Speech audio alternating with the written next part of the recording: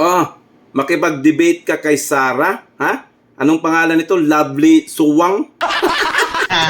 Tingnan mo, kinain nga yung Itsuar, oh, kinain. Ikaw pa? Pero hindi ka eh, ano ka eh, pipitsugin ka lang eh. Bakit ka anuhin ni Sarah? Naku, ang layo mo pa. Kailangan mo pa kakain na siguro ng mga 1,000 sakong asin. Para makapag-label ka kay Sara Duterte. Ang layo mo pa. Ha? Layo mo pa. O, panoorin nyo. Paano kinain ni Sara ang Itsuar? I request that the chairperson of the Finance Committee preside over this hearing.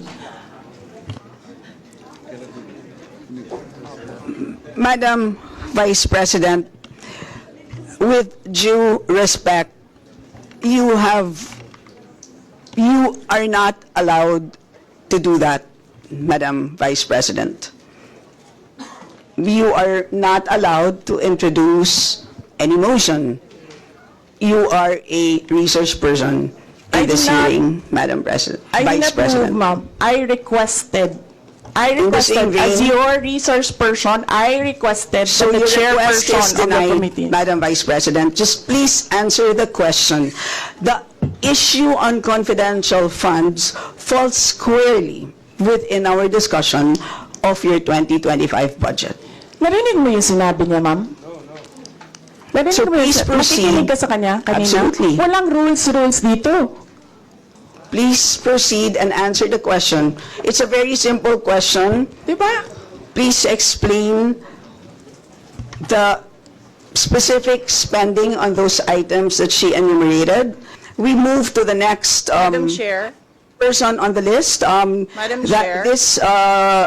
Madam Chair. Hindi na po tayo matatapos. Yan ang sinabi ko sa iyo kanina. Ayaw mo maniwala sa akin eh. Aabot talaga tayo ng bukas dito. Diba? Madam Chair. Is Yes. this an inquiry regarding... What he said. Yes, and Yes, please, I ma'am. remind also our Yes, ma'am. resource persons to please act in a respectful manner. Pasensya na po, hindi po kasama sa poder ninyo ang pagpa-fire ng presiding officer ng hearing na to.